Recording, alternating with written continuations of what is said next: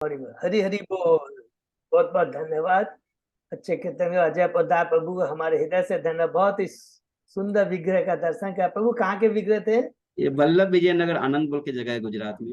हरी बोल। बहुत ही सुंदर विग्रह। आज राधा रानी का क्या देखे हैं, क्या करुणा। बहुत सुंदर बहुत बहुत धन्यवाद सभी भक्तों को हृदय से धन्यवाद कीर्तन में भाग लेने के लिए। अभी हम लोग मंगलाचरण करते हैं। प्रभु जी आज मेरे में कोई भी लिंक नहीं आया। है माता जी? मेरे में आज लिंक नहीं आया नित्यम भागवत वगैरह। तब मैं गोदावरी भाभी जी से लिंक मांगी। ऐसा कैसे हो गया? वो ठीक है, अजय पता प्रताप नहीं। बाबू चेक कर लेंगे। हो सकता है ठीक किसी ठीक। कारण से है। तो अभी आपको फिर से ज्वाइन कर लेंगे अजय प्रताप बाबू। ठीक है माता जी? ठीक है, अच्छा हुआ बता दिया आपने। हरे कृष्णा। तो अभी हम लोग मंगलाचरण करते हैं, ठीक है ना। ओम अज्ञानतिमिरान्धस्य ज्ञानाञ्जन शलाकया चक्षुरुन्मीलितं येन तस्मै श्री गुरुवे नमः। श्री चैतन्य मनोभीष्टं स्थापितं येन भूतले स्वयं रूप कदा मह्यं ददाति स्वपदान्तिकम्। वन्देऽहं श्री गुरु श्री युत पद कमलं श्री गुरु वैष्णवांच श्री रूपं साग्रजातं सहगना रघुनाथं वितं तं सजीवं स्वाद्वैतं सावभूतं परिजं सहितं कृष्ण चैतन्य देवं श्री राधा कृष्ण पादान सहगना ललिता श्री विशाखावितांत च। नमो विष्णुपादाय कृष्ण पृष्ठाय भूतले श्रीमते भक्ति वेदांत स्वामिन इति नामिने। नमस्ते सारस्वती देवे गौरवाणी प्रचारिणे निर्विशेषा शून्यवादी पाश्चात देश तारिणी। वांछा कल्पतरुभ्यश्च कृपा सिन्धुभ्येव च पतितानां पावनेभ्यो वैष्णवेभ्यो नमो नमः। नमो महावदान्याय कृष्ण प्रेम पदायते कृष्णाय कृष्ण चैतन्य नामने गौरपिसे नमः। हे कृष्ण करुणा सिंधु दीन बंधु जगतपते गोपेश गोपिका कांत राधा कांत नमस्तुते। तप्त कांचन गौरांगी राधे वृंदावनेश्वरी विश्वानुसुते देवी प्रणमामि हरिप्रिये। नीलांचल निवासाय नित्याय परमात्मने बलभद्र सुभद्रायां जगन्नाथाय ते नमः। जय श्री कृष्ण चैतन्य प्रभु नित्यानंद श्री अद्वैत गदाधर श्रीवासादि गौर भक्तविंद। मुखम करोति वाचालम पंगुलंघे यत्कृपातमहं वंदे श्री गुरुं दीनतारिणं परमानंद माधवं श्री चैतन्य ईश्वरं। हरे कृष्ण कृष्ण कृष्ण हरे हरे हरे राम राम राम हरे हरे। श्री श्री मंगलाचरण की जय। शिला प्रभुपाद की जय। हरे कृष्णा। आज के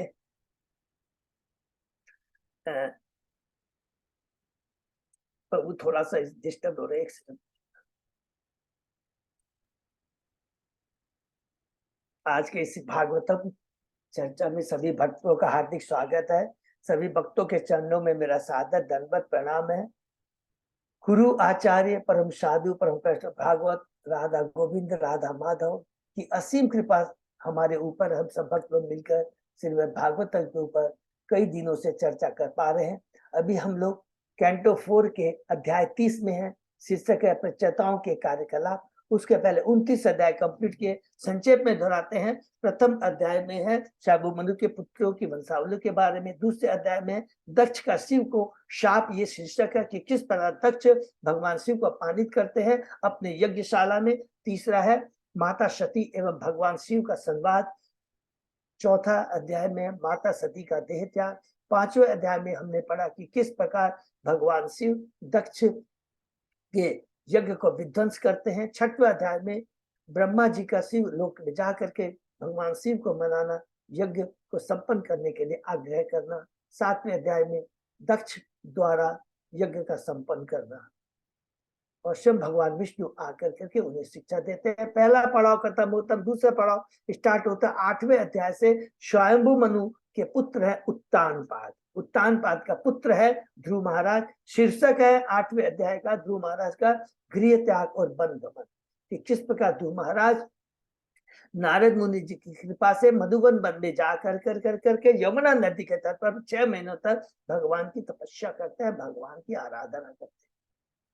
90वें अध्याय में हम लोग प्रवेश करते हैं। शीर्षक है ध्रुव महाराज का अपने राजमहल को वापस जाना। कि किस प्रकार इसमें पढ़ा हमने कि ध्रुव महाराज भगवान से कृपा प्राप्त करके, आशीर्वाद प्राप्त करके अपने राजमहल में वापस जाते हैं। और कुछ समय के बाद में उनके पिता उत्तानपाद जब देखते हैं कि उनका पुत्र राज सिंहासन के बैठने के योग्य हो जाता है, तो स्वयं राजमहल को छोड़ कर करके चले जाते हैं।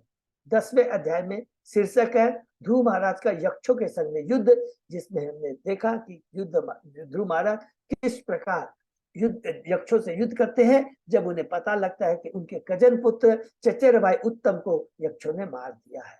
11वें अध्याय में हम लोग प्रवेश करते हैं। स्वयंभू मनु का ध्रुव महाराज को सलाह देना कि जब स्वयंभू मनु देखते हैं ध्रुव महाराज क्रोध की अग्नि में आकर अंधुना यक्षों को मार रहे, तो आके कहते हैं क्रोध की अग्नि को दबाओ, और इसको दबाने का एकमात्र साधन है भगवान के नाम गुणगान का श्रवण कीर्तन, और यही एकमात्र राम बाण दबा है। 12वें अध्याय में हम लोग प्रवेश करते हैं। शीर्षक है ध्रुव महाराज का भगवान के वैकुंठ लोक को जाना, जिसमें हमने देखा कि किस बार ध्रुव महाराज कुछ समय के बाद में राजमहल को छोड़ कर करके बद्रिकाश्रम चले जाते हैं और भगवान की भक्ति करके भगवान के वैकुंठ लोक को जाते हैं। दूसरा पड़ाव यहाँ पर 12वें अध्याय में समाप्त होता है। 13वें अध्याय से 13वां पड़ाव शुरू होता है। शीर्षक है ध्रुव महाराज के वंशावलियों के बारे में, जिसमें हमने पढ़ा उनका जो छोटा पुत्र वत्सर होता है राज सिंहासन पर बैठता है, और उनके वंश में आते एक महान राजा अंग, लेकिन दुर्भाग्यवंश अंग की जो पत्नी होती है सुनीता मृत्यु की पुत्री होती है, और उसके गर्भ से जो पुत्र होता है वो बड़ा ही नास्तिक अधर्मी होता है, जिसका नाम है बैन।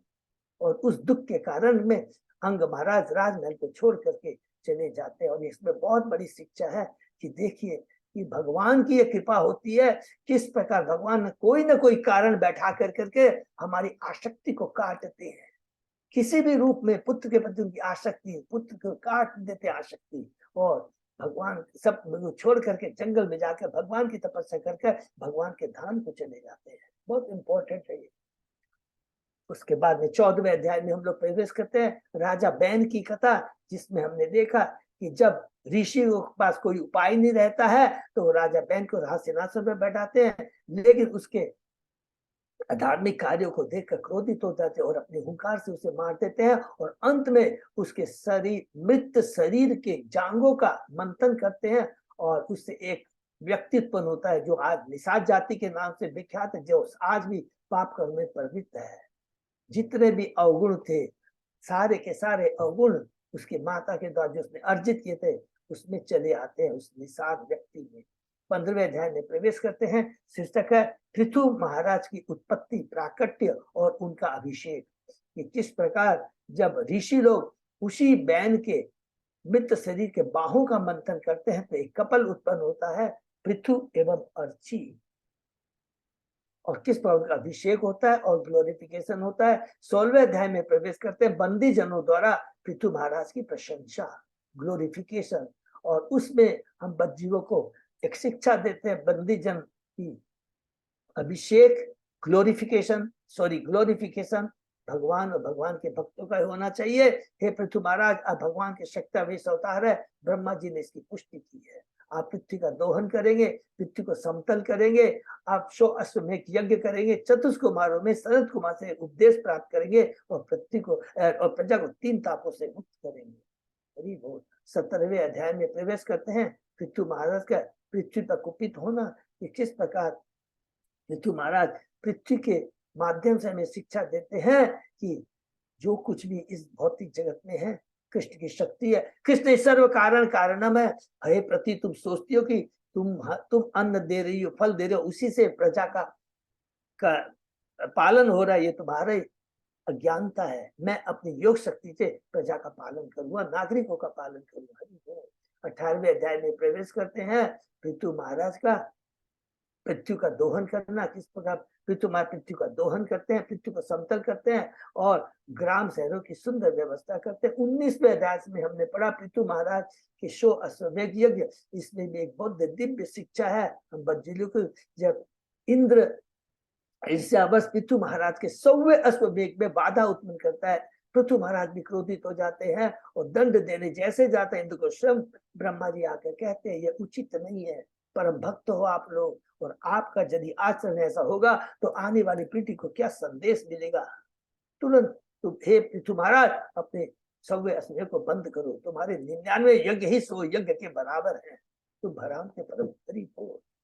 20वें अध्याय में हम लोग प्रवेश करते हैं पृथु महाराज के यज्ञ स्थल में। विष्णु भगवान का प्राकट्य, विष्णु महाराज विष्णु भगवान ध्रुव महाराज के पृथु महाराज के माध्यम से शिक्षा देते हैं कि जो भी भगवान का परम भक्त होता है सदैव कृष्णमय होता है, कृष्ण के चिंतन में रहता है, उससे कोई आशा नहीं की जा सकती और कि वह प्रकृति के 3 गुणों से प्रभावित हो।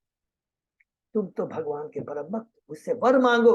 और पृथु महाराज वर मांगते हैं कि मुझे 10 लाख कान दीजिए, जिससे आपके शुद्ध भक्तों के मुखारबिंद आपके नाम गुणगान का श्रवण कीर्तन कर सुहरी हो। 21वें अध्याय में प्रवेश करते हैं पृथु महाराज का अपने नागरिकों को उपदेश। ये बहुत सुंदर अध्याय है जिसमें पृथु महाराज बताते हैं कि जीवन का परम लक्ष्य भगवान की भक्ति करना है।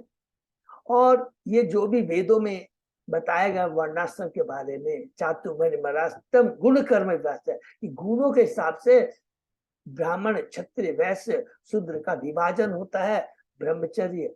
और उसके बाद कहते हैं चाहे वो ब्रह्मचर्य हो, गृहस्थ हो, वानप्रस्थ, संन्यास हो, सब वर्ण और आश्रम का उद्देश्य होता है भगवान की भक्ति करना और सारे कार्य भगवान की तुष्टि के लिए होना चाहिए। हरि बोल।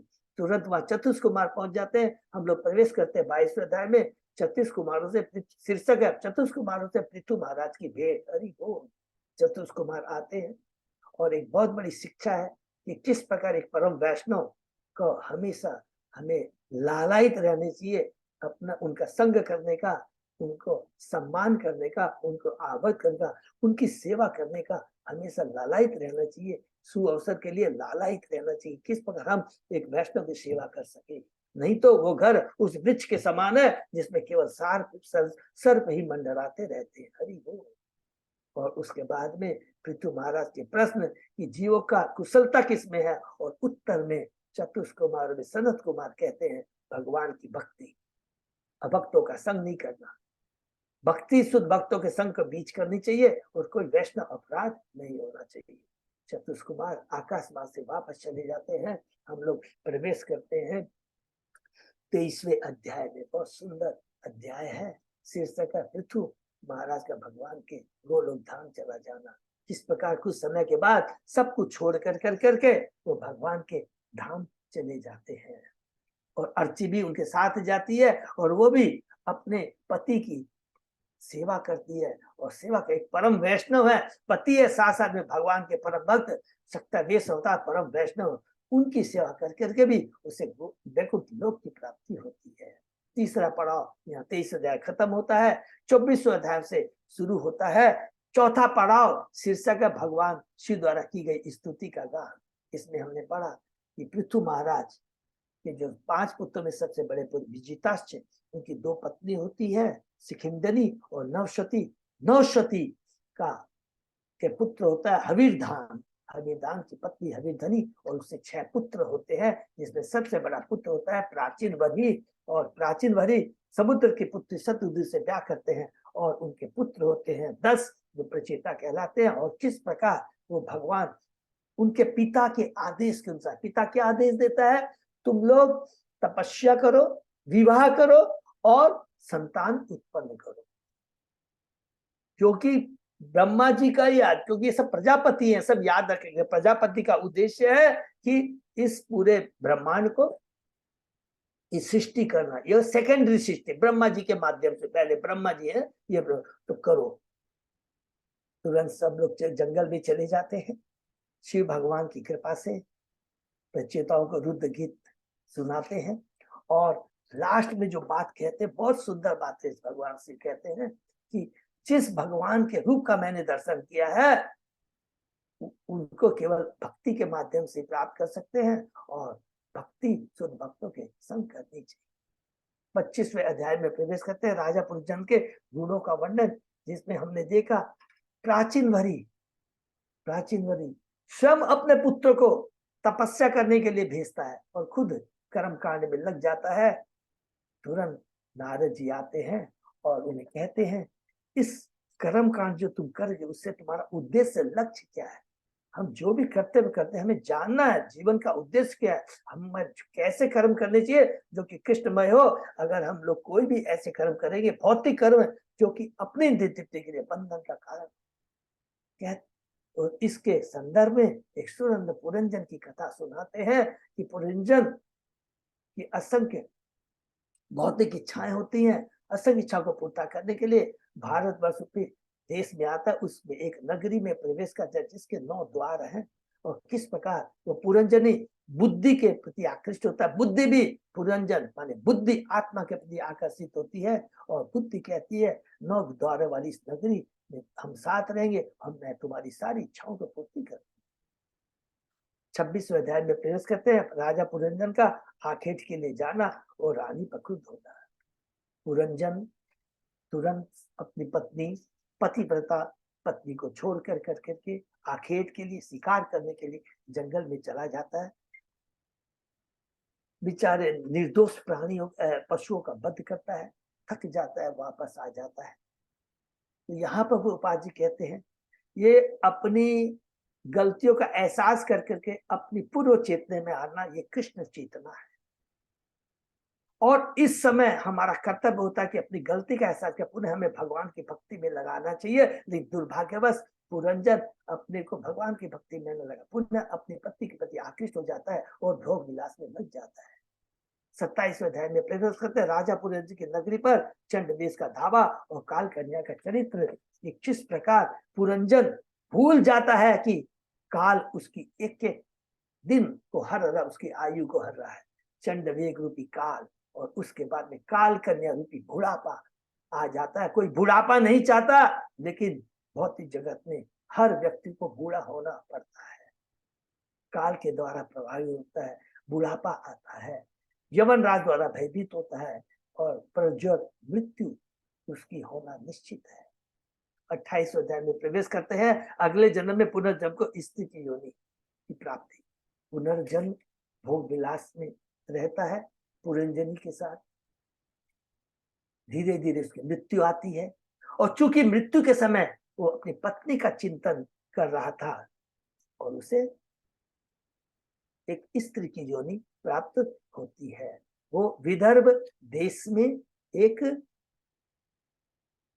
राजकुमारी के रूप में उनका जन्म होता है और उसका ब्याह मलध्वज एक भगवान के परम भक्त के साथ में होता है। पुरंजनी अपने पति व्रता है, अपने पति के आचरण को अपने जीवन में उतारती है। कुछ समय के बाद में अपने पति के साथ मलध्वज के संग में कुलांचल में चले जाते हैं, भगवान की भक्ति करते हैं। भगवान की भक्ति करते करते करते जब मलध्वज अपना शरीर त्याग देता है तो यहाँ पर बहुत सुंदर हमने शिक्षा प्राप्त किए, याद करेंगे। पुरंजनी अपने पति रूपी भगवान पर पति भक्त की सेवा करते करते भी सारी कलुषिता उसकी खत्म हो जाती है, वो भी उसकी चेतना शुद्ध हो जाती है और वो रो रही है। किसके लिए रो रही है? इसलिए नहीं, पति के लिए नहीं, कि मेरा गुरु जिसने मैंने शिक्षा प्राप्त किया, जिसे मेरा पूरा मेरी चेतना जो कलुषित चेतना थी शुद्ध हो जाती है, वही पुरंजन याद करती है कि पुरंजन माने जहाँ बताते हैं नारद जी किसको, प्राचीन बलि को, उसकी कलुषित चेतना शुद्ध हो जाती है, वो अपने गुरु के रूप में उसको स्वीकार करती है, वो रोती है और परमात्मा जब देखता है कि सारी कलुष चेतना का कष्ट खत्म हो करके अब वो भगवान को समर्पित, मुझको समर्पित है, तुरंत परमात्मा कहते हैं किसके लिए रो रही हो? तुम मृत शरीर के लिए रो रही हो, मैं ही तुम्हारा शाश्वत सखा हूं। हम तुम दोनों उस हंस के समान है, उस मानसरोवर रूपी हृदय में हम दोनों रहते हैं और हमारा वास्तविक स्थान तो गोलोक धाम है, ये भौतिक जगत नहीं है। सुंदर है। यहाँ पुरंजन की कथा समाप्त होती है। 29वें अध्याय में हम लोग प्रवेश करते हैं। शीर्षक है नारद तथा राजा पुरंजन के मध्य वार्ता। प्राचीन बरी नारद जी से कहता है, आपने जो रूपक उपाख्यान मुझे सुनाया, मैं आध्यात्मिक दृष्टि से उतना उन्नत नहीं, कृपा करके मुझे फिर से ये सुनाइए। और यहाँ पर नारद कहना शुरू करते हैं, भगवान जीव 84 लाख योनियों को भ्रमण करने के बाद में बड़ी मुश्किल से अंत में मनुष्य योनि प्राप्त करता है। किंतु जीव भोग करने की इच्छा करता है तो उसे ये 9 द्वार वाला शरीर प्राप्त होता है। 3 गुणों से बंध जाता है, कुत्ते की तरह इधर उधर जाता है, कभी इस द्वार या इस द्वार, अर्थात कभी स्वर्ग लोक, कभी भूमि पर, कभी नीचे के लोकों में जाता है। भौतिक विधियों से, भौतिक व्यवस्थाओं से, भौतिक संपत्ति, भौतिक जो कुछ भी हमारा भौतिक है, हम अब इन कष्टों से छुटकारा नहीं पा सकते। एकमात्र औषधि भगवान के प्रतिनिधि के माध्यम से भगवान की शरण ग्रहण करता है और सुंदर करके, और उसे अंत में एक हरिण की कथा सुनाते हैं कि हरिण की, जो कि हरिणी के संग भोग करता रहता है, जंगल में भूल जाता है, भेड़िया उसके मांस को खाने के लिए तैयार है और पीछे से शिकारी उसे मारने के लिए तैयार है। वो बहुत सुंदर है। तो राजा प्राचीन भरी कहता है नारद मुनि को, ये आपने जो दिव्य ज्ञान मुझे दिया, आज तक जिन आचार्यों से मैंने ज्ञान, उन्होंने इस गुप्त ज्ञान को या तो जानबूझ के नहीं बताया या उन्हें स्वयं इस बात का ज्ञान नहीं था। कृपा करके मुझे एक चीज बताइए। कहता है पिछले जन्म में जिस शरीर में कर्म किया था वह तो नष्ट हो चुका होता है, अतः उस कर्म का भोग भिन्न शरीर द्वारा किस प्रकार संभव है। नारद मुनि बहुत सुंदर उत्तर है। नारद मुनि उत्तर में कहते हैं इस स्थूल शरीर के बीच होने पर भी सूक्ष्म शरीर भोगों या कष्ट उठाने के लिए रहता है और वह अपने मन या बुद्धि के कार्यों के अनुसार दूसरे शरीर में यथा देवता, मनुष्य, कुत्ते का शरीर धारण करके अपने कर्म फलों को भोगता है। हरि बोल। सूक्ष्म शरीर की क्रियाओं से जीव स्थूल शरीरों को विकसित करता है और त्यागता रहता है, यही आत्मा का देहांतर कहलाता है। कहने के बाद में बस पूरा डिटेल में बताते हैं कि जो मन के बारे में बताते हैं, जो कुछ है वास्तव में क्या है। मन से ही मनुष्य के कुत्तों तथा सूर्य जैसे शरीर प्राप्त होते हैं। मन ही हमारी इच्छाओं का, सभी प्रकार की इच्छाओं का आधार है। हरि बोल। उसके बाद में प्राचीन मरी को दिव्य ज्ञान की प्राप्ति होती है। वो तो भक्त है, पुनः उसकी जो खोई चेतना है, कलुषित चेतना है, शुद्ध चेतना परिवर्तित हो जाती है और उनके पुत्र जो कि तपस्या करने 10,000 वर्षों की तपस्या करने के चलते उनका इंतजार नहीं करता। देखिए कितनी तब तीव्र अनाशक्ति, भौतिक चीजों पर अनाशक्ति उत्पन्न होती है। अपने मंत्रियों को बुला के कहता है कि मेरे पुत्र आ जाएं, तो उनको कहना नागरिकों की रक्षा करे और स्वयं कपिलाश्रम नामक तीर्थ स्थान के लिए चल दिए। यहाँ पर 30वां अध्याय 29वां अध्याय समाप्त होता है और इसके अंदर में प्रभुपाद जी बहुत विशेष बात कहते हैं जिसको दोहराएंगे। शरीर स्थित तथा बच्चों को पालने की इच्छा पशु समाज में भी देखी जाती है। पशुओं में भी ऐसे व्यापारों को, माने अपने बच्चों को पालने की बुद्धि रहती है। यदि मनुष्य केवल इसी बात में अपनी उन्नति समझे लगा रहे तो वह पशु से और उसमें क्या अंतर है। हरि बोल। हमें यह नहीं भूलना चाहिए विकास क्रम में अनेक जन्मों के पश्चात यह मानव शरीर प्राप्त होता है। यह जिज्ञासा के लिए है, अपने आत्म शिखार के लिए है, अपनी गलती को सुधारने के लिए है, अपने स्वाभाविक सच्चिदानंद स्वरूप को प्राप्त करने के लिए है। बहुत सुंदर बात कहते हैं। 30वें अध्याय में हम लोग प्रवेश करते हैं। प्राचीन वरी, यहाँ पड़ाव खत्म हो जाता है। चौथा या चौथा पड़ाव खत्म हो जाता है। इसमें प्राचीन वरी भगवान के लोग गोलोकधाम चले जाते हैं। 30वें अध्याय में हम लोग प्रवेश करते हैं। 30वें अध्याय में प्रवेश करते हैं। शीर्षक है प्रचेताओं के कार्यकलाप। यहाँ पर विदुर जी पुनः पूछते हैं मैत्र मुनि से। प्रचेताओं ने भगवान शिव से भेंट कर करके दिव्य ज्ञान प्राप्त किया। वे बैकुंठ लोक को तो गए, किंतु कृपा करके मुझे बताइए उन्होंने अपने इस जीवन में तो अगले जीवन में क्या किया।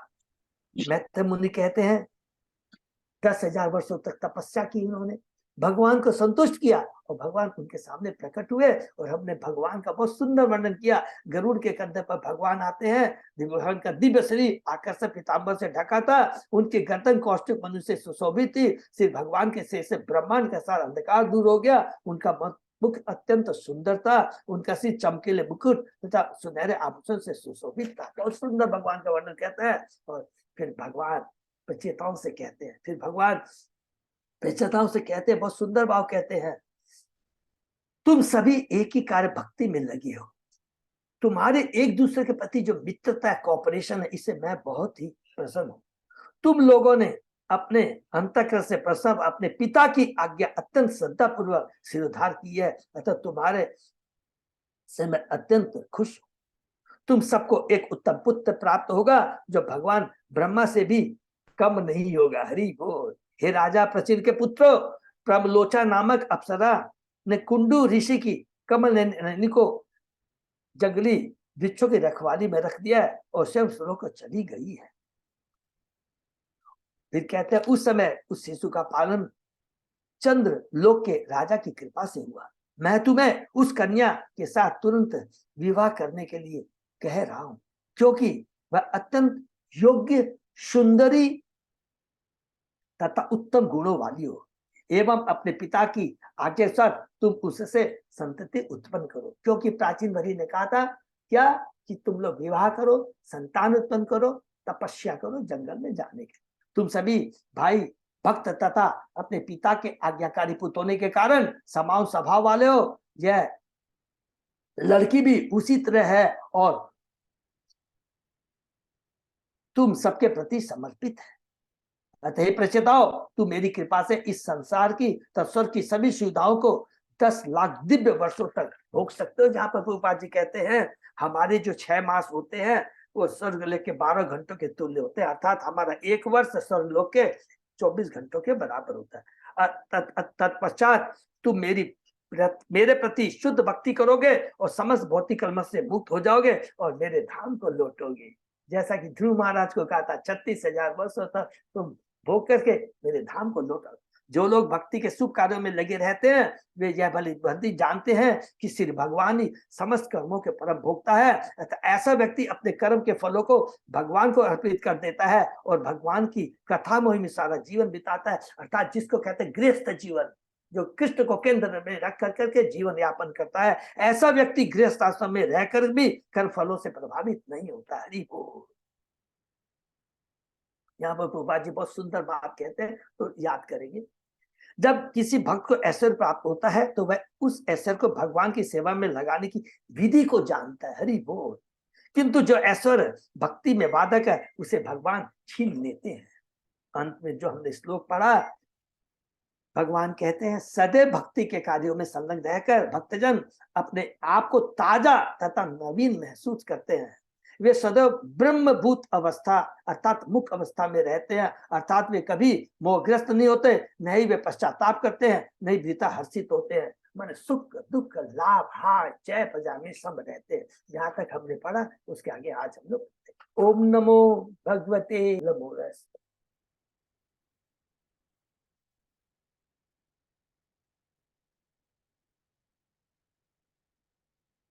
थोड़ा सा प्रभु टेक्निकल प्रॉब्लम है, पता नहीं ठीक है। हाँ प्रभु। तो आगे बढ़ते हैं। तो यहाँ पर भगवान प्रचेताओं को आशीर्वाद देकर के चले जाते हैं। अब उसके बाद में मैत्रेय मुनि आगे विदुर जी को बताते हैं। कैंटो 4 चैप्टर 30 शीर्षक प्रचेताओं के कार्यकलाप, श्लोक नंबर 21 प्रभु, ठीक है ना? हाँ प्रभु जी। ओके। एवं ब्रुवाणम पुरुषार्थ भाजनम जनार्दनम प्रांजलय प्रचेतसः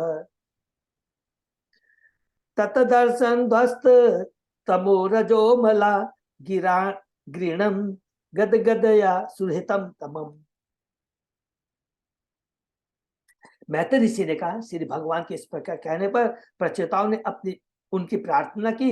भगवान जीवन की समस्त सिद्धियों को देने वाले और परम कल्याण करता है, वे परम मित्र भी हैं। हरि बोल। क्योंकि भक्तों के समस्त कष्टों को हरते हैं। प्रचेताओं ने आनंदातिरेक से गदगद वाणी में प्रार्थना करनी प्रारंभ की। वे भगवान का साक्षात्कार करने से शुद्ध हो गए। हरि बोल। यहाँ पर भगवान को पुरुषार्थ भाजनम, जीवन के परम लक्ष्य के प्रदाता। हरि बोल। कितनी बड़ी बात।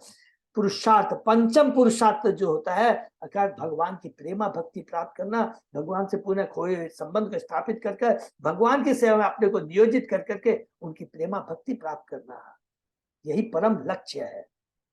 कहा गया है हमें जीवन में जो भी सफलता चाहिए वह भगवान की कृपा से प्राप्त हो सकती है। चूंकि पश्चाताप को पहले से भगवान की कृपा प्राप्त थी, तो उन पर तीनों गुणों के कलमश का कोई भी प्रभाव नहीं पड़ा।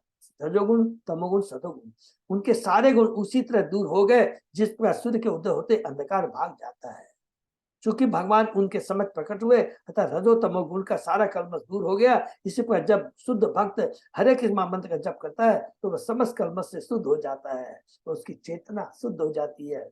क्योंकि भगवान का नाम, भगवत नाम तथा भगवान एक है। हरि बोल। भगवान और भगवान के नाम अभिन्न है, जैसा कि भागवत में कहा गया है, श्रुत्वा स्वकथा कृष्ण पुण्य श्रवण कीर्तन हृदय अंतस्थो ही अभद्राणी विदुनोति सुहित सताम। हरि बोल। जो प्रत्येक हृदय में स्थित परमात्मा है और सत्यनिष्ठ भक्तों के कल्याण करता है, ऐसे श्री कृष्ण अपने उन भक्तों के हृदय को भौतिक सुख की इच्छाओं से विमल करते हैं। हरि बोल। जो उनके संदेशों को सुनने के लिए उत्सुक रहते हैं, यह संदेश ठीक से श्रवण तथा कीर्तन करने पर अत्यंत कल्याणकारी होती है। अर्थात भगवान के आदेश क्या है, सर्वधर्मान परित्यज्य मामेकम शरणम भज। भगवत नाम स्वयं भगवान है। भगवान का नाम भगवान से अभिन्न है। यदि कोई नाम का कीर्तन करता है तथा सुनता है तो वह शुद्ध हो जाता है। क्रमशः सारा भौतिक कल से दूर होता जाता है। देखिए क्रमशः, ये बहुत इंपॉर्टेंट है। क्रमशः, धीरे धीरे धीरे। हमें डिसर्टेड, नर्वस नहीं होता है। कभी प्रारब्ध के साथ थोड़े कष्ट ज्यादा हो सकते हैं, कभी सुख ज्यादा हो सकता है। दोनों में समभाव रखना है और केवल क्रमशः भक्ति में लगे रहना है। और जैसे जैसे भक्ति कंटिन्यू करते जाएंगे, क्रमशः सारा भौतिक कर्म दूर हो जाता है। प्रचेतागण भगवान की उपस्थिति के कारण पहले ही शुद्ध हो चुके थे, अतः वे हाथ जोड़कर समुचित प्रार्थना कर सकते थे।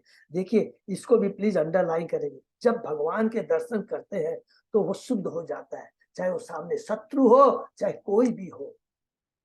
इसलिए देखते कुरुक्षेत्र युद्ध में जिन्होंने भगवान के मुखारबिंद का दर्शन कर करके शरीर त्यागा था, उन सबका कल्याण हो जाता है। याद रखेंगे, तो सारी कलुष चेतना नष्ट हो जाती है। जब सारी कलुष चेतना नष्ट हो जाती है तो उनको भौतिक जगत में आने का प्रश्न ही नहीं उठता है। बहुत इंपॉर्टेंट बातें लिखा है। भगवान से कम से सारा भौतिक दूर हो जाता है। पेशेगर भगवान की उपस्थिति का पहले ही शुद्ध हो चुके थे, अतः वे हाथ जोड़कर समुचित प्रार्थना कर सकते थे। दूसरे शब्दों में, जब भक्तगण भक्ति में लग जाते हैं तुरंत उनके सारे कलम दूर हो जाते हैं। इसकी पुष्टि भगवत गीता में हुई, स गुणान समतीतीय तान ब्रह्म भूयाय कल्पते। कभी कभी भक्त असंतुष्ट रहते हैं कि भगवान उन्हें अपना साक्षात दर्शन नहीं देते, अतः जब रचयिताओं ने साक्षात भगवान को देखा तो उनकी अप्रसन्नता दूर हो गई। हरि बोल। बहुत सुंदर। प्रचेत से ऊंचू नमो नमः क्लेश विनाशनाय निरूपतो उदार गुण आहि आय मनोवचो वेग पुरोजवाय सर्वाक्ष मार्ग अगत अधवने नमः। प्रचेताओं ने कहा, हे भगवान, आप समस्त प्रकार के कलेशों को हरने वाले हैं। आपके उदार दिव्य गुण तथा पवित्र नाम कल्याण प्रद है। इसका निर्णय पहले ही हो चुका। हरि बोल। आप मन तथा वाणी से भी अधिक वेग से जा सकते हैं। आप इंद्रियों द्वारा नहीं देखे जा सकते, अतः इसीलिए भगवान अदोक्ष कहलाते हैं, जिसको हम भौतिक इंद्रियों से नहीं देख सकते। अतः हम आपको बार बार नमस्कार करते हैं। निरूपित शब्द, जिसका अर्थ निष्कर्ष निकाला, अत्यंत महत्वपूर्ण है। ईश्वर को खोजने के लिए न तो कोई शोध करनी होती है और न आध्यात्मिक ज्ञान में प्रगति करनी होती है। वेदों में निष्कर्ष रूप से सब कुछ दिया हुआ है। अतः भगवद गीता में भगवान कहते हैं, वेदश्च सर्वमेव वेद्यो, वेदों के द्वारा सिर्फ भगवान का ज्ञान प्राप्त करना पूर्ण तथा निर्णायक होता है। वेदों का कथन है, अतः श्री कृष्ण नामादि न भवेद ग्राही इंद्रिय। हमारी कुंठित इंद्रियों के द्वारा भगवान के दिव्य नाम रूप गुण तथा लीलाएं नहीं समझी जा सकती। समेन मुखो ही जीवादो स्वयं स्फुरित। जब भक्त भक्ति में अपने इंद्रियों को लगाता है तो भगवान भक्त के साथ स्वतः प्रकट होते हैं। ये बहुत इंपॉर्टेंट है कि हम भगवान को अपने प्रयास से, अपने ज्ञान से, अपनी भौतिक योग्यता से नहीं प्राप्त कर सकते। प्राप्त करने की तो बात की बात है, समझ नहीं सकते। एकमात्र भक्ति के भाव से अगर हम भक्ति करते हैं तो स्वयं भगवान हमें अपने को प्रकट करते हैं।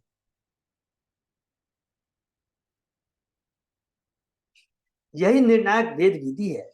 वेद यह भी सूचित करता है कि भगवान के पवित्र नामों का कीर्तन करने मात्र से आध्यात्मिक प्रगति हो सकती है। हम भगवान के पास मन या वाणी के वेग से नहीं पहुंच सकते, किंतु यदि हम भक्ति में लग रहे तो उनके पास सरलता से तथा तेजी से पहुंच सकते हैं। हरि बोल। बड़े बड़े योगी भी भगवान के पास अपनी नहीं पहुंच सकते। पहुंचने के बाद को भगवान के लबे नहीं जा सकते। केवल भक्ति से ही हम भगवान को प्राप्त कर सकते हैं। दूसरे शब्दों में, ज्ञान से परमेश्वर पहुंचने की अपेक्षा हम भक्ति द्वारा उनके पास अधिक शीघ्रता से पहुंच सकते हैं। दूसरे शब्दों में, परमेश्वर भक्ति से आकृष्ट होते हैं और अपेक्षा इसके कि हम उन तक अपनी मीमांसा से पहुंचे, वे हमारे पास अधिक वेग से पहुंच सकते हैं। भगवान ने कहा कि वे ज्ञान की सीमा तथा विचार की गति से परे। हरि बोल। फिर भी उनके अहेतु की कृपा से उन तक आसानी से पहुंचा जा सकता है। इस प्रकार वे अपने अहेतु की कृपा से ही प्राप्त किए जा सकते हैं। अन्य विधियां प्रभावशाली नहीं होती। अर्थात कर्म योग, ज्ञान योग, ध्यान योग के बजाय हमें भक्ति योग का पालन करना है। शुद्धाय संताय नमः स्वनिष्ठया मनसी अपार्थम द्वयाय नमो जगत स्थान लये उदयेषु गृहीत माया गुण विग्रहाय। हे भगवान, हम आपको नमस्कार कर रहे हैं।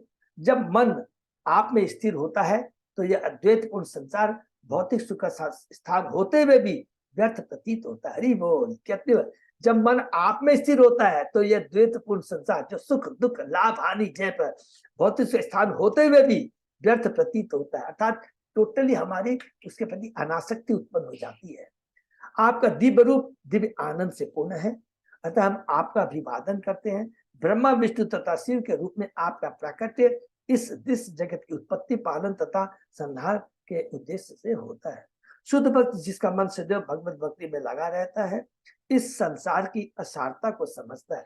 असार जिसमें कोई सार नहीं है। यद्यपि ऐसा भक्त भौतिक कार्यों को करने में लगा रहता है, किंतु यह अवस्था अनासक्ति कहलाती है। जैसा कि श्री रूप से बताया, अनासक्त विषयान यथार्थ उज्जयता है। भक्त सदैव भौतिक कार्यों के प्रति अनासक्त रहता है, क्योंकि मुक्त अवस्था में उसका मन सदैव भगवान के चरण कमलों में स्थित रहता है। युक्त बैरागी हो जाता है। वो क्या है? युक्त बैरागी। भौतिक जगत में सारे कार्य करता है लेकिन टोटली अनासक्त रहता है, और क्योंकि वो सारी चीजों को भगवान की सेवा में लगाता है। यह भौतिक जगत द्वैत कहलाता है।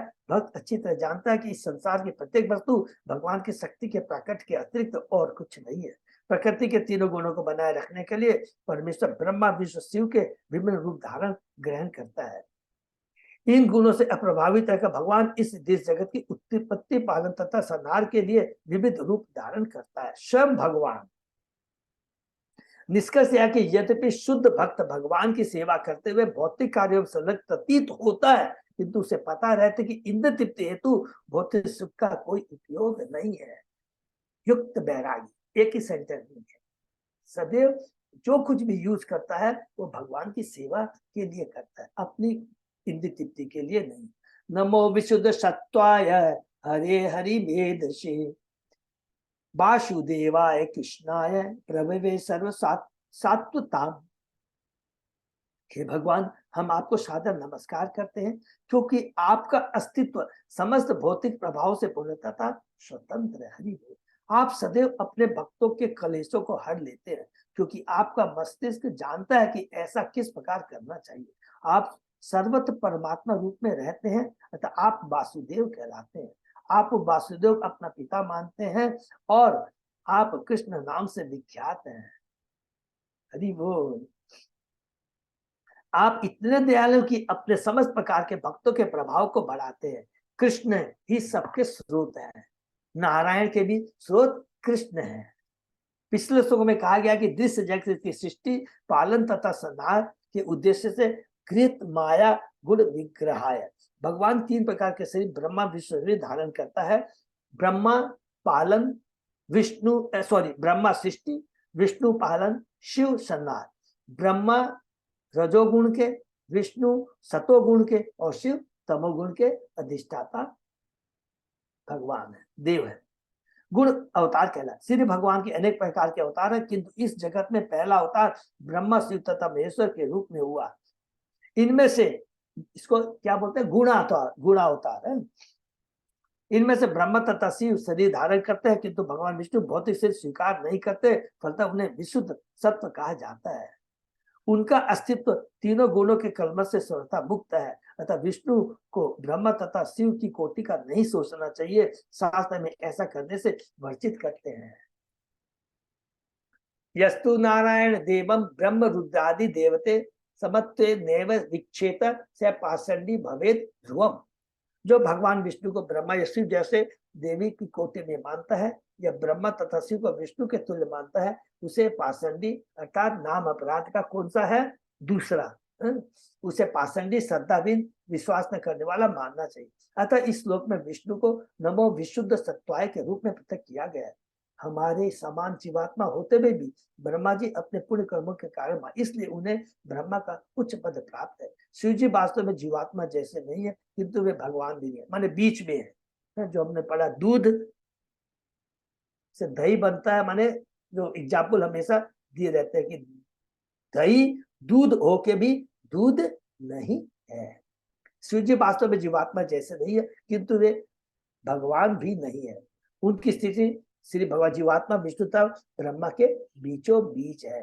अतः ब्रह्म संहिता में शिव जी की व्याख्या इस प्रकार की है, क्षीरम यथा दधि विकार विशेष योगा संजायते नहीं ततः पृथक अस्ति हेतो यह शंभु ताम अपि तथा समुपैति कार्याद गोविंदम आदि पुरुषम तो हम भजामि। बहुत इंपॉर्टेंट श्लोक है।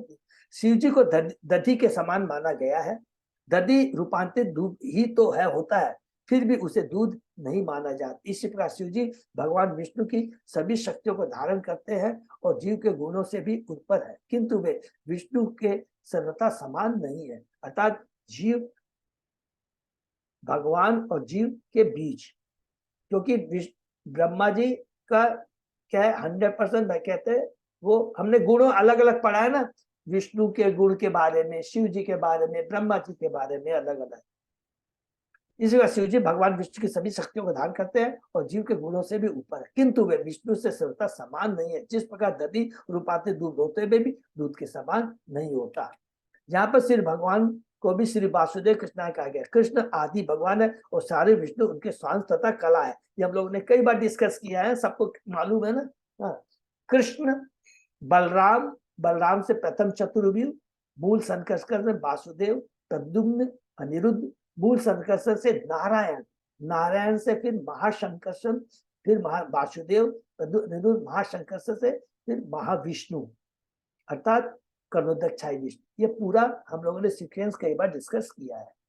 और चेतन चैतन्य में इसने बहुत कहा गया है, विष्णु से नारायण या विष्णु से कृष्ण नहीं, कृष्ण ही विष्णु नारायण के स्रोत है। स्वांश को अंश भी कहते हैं। कृष्ण को वासुदेव क्योंकि वे इस संसार में वसुदेव के पुत्र के रूप में प्रकट हुए थे। इसी प्रकार में देवकी नंदन, यशोदा नंद नंदन माने नंद के पुत्र आदि कहलाते हैं। बारंबार भगवान अपने भक्तों के प्रभाव को बढ़ाने में रुचि लेते हैं, अतः यहाँ पर उन्हें प्रभवे सर्व सात्वताम कहा गया है। सात्वत जाति वैष्णव अर्थात भगवान के शुद्ध भक्तों की जाति है। श्री भगवान की शक्तियां असीम है और वे देखना चाहते हैं कि उनके भक्तों को भी असीम शक्तियां प्राप्त हो। अतः भगवत भक्त अन्य जीवों से सदैव भिन्न होता है। हरि शब्द कहता है समस्त कलेशों का हरण करने वाले, तथा हरि मेद से कहता है कि भगवान बद्ध जीवों को माया के चंगुल से छुड़ाने के सदैव योजना बनाते रहते हैं। इसको भी प्लीज अंडरलाइन करने का, बहुत पावरफुल स्टेटमेंट है। भगवान बद्ध जीवों को माया के चंगुल से छुड़ाने के लिए सदैव योजना बनाते रहते हैं। इसके अंदर में सब लोग आ जाते हैं। माँ के लिए सारे अंश उसके बराबर होते हैं, चाहे वो असुर प्रवृत्ति का या सुर प्रवृत्ति का हो, ये याद रखेंगे। भगवान छुड़ाने के लिए योजना भगवान इतने दयालु है कि बद्ध जीवों के उद्धार के लिए स्वयं अवतार लेते हैं और जब भी वे आते हैं अपनी योजनाएं बनाते हैं।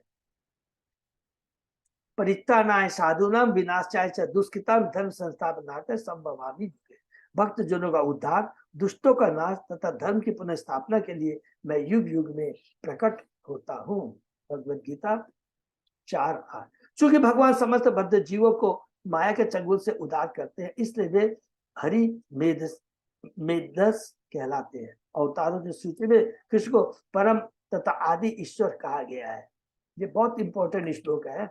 ये बेस श्लोक है, माने भागवतम का बेस श्लोक है। माने कि एकमात्र क्या बता कृष्ण नहीं है, क्योंकि हमने पढ़ा ना कैंटो 1 के तीसरे दाने अलग अलग अवतारों के बारे में बताया गया है। व्यास देव का अवतार, परशुराम अवतार, मत्स्य अवतार, अलग अलग। अंत में जाकर के सुत गोस्वामी फट से कह देते हैं नैमिषारण्य के ऋषियों को, देखो भाई ये जितनी भी सूची हमने बताई है, लेकिन इसके ओरिजिन कौन है? कृष्ण। अर्थात एते चांस कला पुंसे कृष्णस्तु भगवान से इंद्रियादि व्याकुलम लोकम विद्यन्ति युगे। जब इस संसार में भगवत देवता असुर द्वारा पीड़ित किए जाते हैं तो आदिवर्षी कृष्ण प्रकट होते हैं। हरि बोल। नमः कमल नाभाय नमः कमल मालिने नमः कमल पादाय नमः ते कमलेक्षण। हे भगवान, हम आपको नमस्कार करते हैं क्योंकि आपकी ही नाभि से कमल पुष्प निकलता है जो समस्त जीवों का उद्गम है। अर्थात समस्त जीवों का उद्गम है क्योंकि कमल की नाभि निकलता है, उससे ब्रह्मा जी निकलता है, फिर ब्रह्मा जी से समस्त जीवों को वो डिस्ट्रीब्यूट कर समस्त जीवों का उद्गम है। आप सदैव कमल की माला से शोभित रहते हैं और आपके चल सुगंधित कमल पुष्प के समान है। आपके नेत्र भी कमल पुष्प की पंखुड़ियों के सदृश है। अतः हम आपको सादर नमस्कार करते हैं।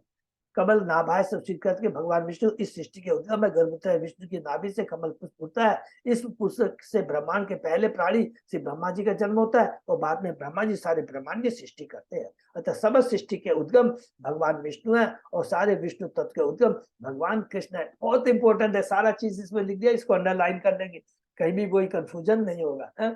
पूरा सीक्वेंस के बारे में यहाँ प्रभुपाद जी ने कितना सुंदर ढंग से बता दिया है कि सबके अल्टीमेट उद्गम कृष्ण है। फलस्वरूप समस्त वस्तुओं के उद्गम श्री कृष्ण है। इसकी पुष्टि भगवत गीता में भी होती है कि चतुश्लोकी जो भगवत गीता है, पहला श्लोक क्या है? अहम सर्वस्व प्रभो मत स्वरूप प्रवर्ते इति मत्वा भजन्ते मां बुद्धा भाव समन्विता। मैं अप्राकृतिक तथा प्राकृतिक जगतों का कारण, प्रत्येक वस्तु मुझी से उद्भूत है। जो बुद्धिमान इसे ठीक से जानता है वह भक्ति में लगता है और अपने हृदय में मेरी पूजा करता है। अतः हम जो कुछ भी देखते हैं वह उन्हीं से प्रकट होता है। वेदांत के इस सूत्र से भी इसकी पुष्टि जन्मादस्य जाता है। परम सत्य वह जिससे प्रत्येक वस्तु उद्भूत होती है। ये बहुत इंपॉर्टेंट श्लोक है। इसीलिए नमः कमल किंजल कर पीसंगामल वाशसे सर्वभूत निवासाय नमो अयुंग क्षमई साक्षिणे। हे भगवान, आपके द्वारा धारण किया गया वस्त्र कमल पुष्प के केसर के समान पीले रंग का है, किंतु यह किसी भौतिक पदार्थ का बना हुआ नहीं। हरि बोल। प्रत्येक हृदय में निवास करने के कारण आप समस्त जीवों के समस्त कार्यों के साक्षी हैं। हम आपको पुनः पुनः सादर नमस्कार करते हैं। इस श्लोक में भगवान के वस्त्र तथा उनकी सर्वव्यापकता का वर्णन हुआ है। भगवान पीले रंग का वस्त्र धारण करते हैं, किंतु उसे कभी भौतिक नहीं समझना चाहिए। उनके वस्त्र भी भगवान है। वे भगवान से अभिन्न है क्योंकि वे आध्यात्मिक है। हरि बोल। ये भी जो कुछ भी है ये भगवान के वस्त्र आसन सब कुछ कौन है? वो बलराम का एक्सपांसर बलराम है। ठीक है ना, वो हम लोग बाद में डिटेल में पढ़ेंगे। सर्वभूत निवासाय शब्द और आगे स्पष्ट करता कि भगवान किस प्रकार प्रत्येक हृदय में वास करते हैं और बद्ध जीव के सारे कार्यों के प्रत्यक्ष साक्षी की तरह रहते हैं। इस जगत में बद्ध जीव इन्हीं की इच्छाओं के साथ इच्छाएं रखते तथा कार्य करते हैं। इन सारे कार्यों को श्री भगवान देखते रहते हैं। इसकी प्रति भगवत गीता द्वारा 15 सर्वस्व चाहम हृदय सन्निविष्टो मत स्मृति ज्ञानम पौनम। मैं सबों के हृदय में आसीन हूँ और मुझी से स्मृति ज्ञान तथा विस्मृति उत्पन्न है। भगवान प्रत्येक प्राणी के हृदय में उपस्थित है। वो जीव को बुद्धि प्रदान करते हैं, बुद्धि प्रदान करते हैं। हरि बोल। जीव के इच्छाओं के सारी भगवान उसे स्मरण या विस्मरण कराते रहते हैं। जीव की इच्छाओं के अनुसार, जीव को जो अल्प स्वतंत्रता प्राप्त है उसी के अनुसार भगवान उसे सारी सुविधाएं प्रदान करते हैं, बुद्धि प्रदान करते हैं। यदि जीव आसुरी होता है तो भगवान को भूलना चाहता है, तो भगवान उसे ऐसी बुद्धि देते हैं कि वह उन्हें भूल जाए। हरि बोल। इसी प्रकार जब भक्त भगवान की सेवा करना चाहता है तो परमात्मा स्वरूप भगवान उसे बुद्धि प्रदान करते हैं कि वह भक्ति में प्रगति करे। भगवान हमारे सारे कार्यों का साक्षी बना रहता है, हमारी इच्छाओं को अनुभव करता है। परमेश्वर हमें इच्छा अनुसार कार्य करने की सुविधा प्रदान करता है। ये चीज नोट कर लेगी। कई बार कई बोलेगा कि भगवान हमसे गलती क्यों करवाते हैं। जैसे हम इच्छा व्यक्त करेंगे वैसे ही भगवान हमें सुविधा प्रदान करते हैं, उस कार्य को करने के लिए व्यवस्था करते हैं, ऐसे बोलेंगे। ठीक है। रूपम भगवता तु एतत् अशेष कलेश संक्षयम आविष्कृतम न क्लिष्टानाम किम अनुकंपितम। हे भगवान, हम बद्ध जीव देहात्म बुद्धि के कारण सदैव अज्ञान से घिरे रहते हैं, अतः हमें भौतिक जगत के कलेश ही सदैव प्रिय लगते हैं। इन कलशों के उद्धार करने के लिए ही आपने इस दिव्य रूप में अवतार लिया है। यह हम जैसे कष्ट भोगने वालों पर आपकी अनंत कृपा का प्रमाण है। तो फिर उन भक्तों के विषय में क्या कहे जिनके प्रति आप सदैव दयालु रहते हैं। हरि बोल। कितना सुंदर बात कहते हैं, किम अन्यत अनुकंपितम। जब भगवान अपने आदि रूप में प्रकट होते हैं तो वे पवित्र आत्माओं का उद्धार और दुष्टों का संहार करते हैं। यद्यपि वे असुरों का संहार करते हैं किंतु तो भी इससे उन्हें लाभ मिलता है। इसको भी अंडरलाइन कर लेंगे, क्योंकि इसलिए हम लोगों ने यहाँ पर क्या लिखा है, पहला श्लोक में तात्पर्य प्रभुपाद जी क्या लिखते हैं कि आप समस्त जीवों के समस्त कार्यों के साक्षी है और सब भक्तों की कृपा, उन पर कृपा प्रदान करते हैं। तो भगवान का जो भी कार्य होता है, जो दंड भी जो भगवान देते हैं, असुरों को भी मारते हैं, उनके लाभ के लिए ही होता है। कहा गया है कि जितने प्राणी कुरुक्षेत्र युद्ध में मरे थे उन्हें अपनी आदि स्वाभाविक स्थिति स्वरूप प्राप्त हो गई थी, क्योंकि उन्हें अर्जुन के रथ पर आसीन श्री भगवान के साक्षात दर्शन का अवसर प्राप्त हुआ था। कुरुक्षेत्र के युद्ध स्थल पर कुरुक्षेत्र के युद्ध स्थल पर ऊपर ऊपर दो बातें चल रही थी। असुरों का विनाश हो रहा था और भक्त अर्जुन की रक्षा की जाए, किंतु जो परिणाम निकला वह सबों के लिए समान था। इसको भी अंडरलाइन कर लेंगे, सबका कल्याण हुआ, सबों के लिए समान था। इसलिए कहा जाता है कि भगवान के प्रकट होने से भौतिक के कारण उत्पन्न सभी तरह के क्लेश कम हो जाते हैं। दुष्ट लोग कलह करते रहते हैं, भगवान देखते हैं कि मेरा भक्त बिगड़ गया है, अगर इसको जितना ये कलेश करेगा उतना ही उसको जन्म लेना पड़ेगा, भोगना पड़ेगा, इसलिए मैं इसको इस भौतिक जगत से हटा देता हूं। तो उसमें भी उसका कल्याण करते हैं। इसलिए राजा किसी को दंड देता है तो उसके कल्याण के लिए होता है, माँ अपने पुत्र को दंड देती है उसके कल्याण के लिए होता है। ये हमेशा सोचना है। इस श्लोक में स्पष्ट इसलिए कि यह स्वरूप अकलेश संक्षयम न केवल भक्तों वरन अन्य सबों द्वारा अनुभव किए जाने वाले कलेशों को कम करने के लिए ही आविष्कृतम न क्लिष्टानाम रचयिताओं ने अपने आप को सामान्य मनुष्य करके बताया है। किम अन्य दुखंपितम भक्तों पर अन्यत कंपित अनुकंपितम अन्यत अनुकंपितम।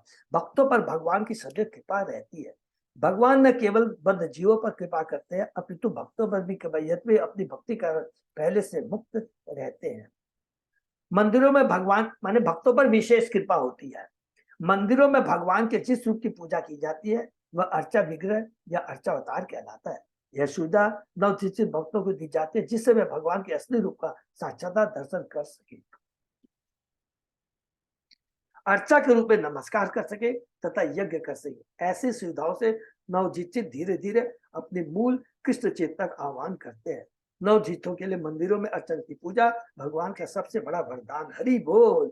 फलतः सभी नवजीतों को अपने घर तथा मंदिर में अर्चा विग्रह रखकर भगवान की पूजा करनी चाहिए। हरि बोल। यहाँ पर विराम देते हैं, क्योंकि जितना हम अर्चा विग्रह के प्रति जाएंगे, पूजा करेंगे, भगवान के रूप को देखेंगे, भगवान की सेवा करेंगे, तो स्वतः ही हमारी चेतना में परिवर्तन आएगा ही आएगा। क्योंकि याद रखेंगे, जो मंदिर में जो अर्चा विग्रह साधारण नहीं है, प्राण प्रतिष्ठा वाले हैं। They are non different from Krishna. भगवान का नाम, भगवान का रूप जो पड़ता, वो नॉन डिफरेंट फ्रॉम भगवान। ये हमेशा याद रखेंगे। तो यहाँ पर प्रभुपाद जी भक्ति के बारे में बता रहे हैं, सिंपल चीज बता रहे हैं। भक्ति एकमात्र जीवन का लक्ष्य है, भगवान की भक्ति करना।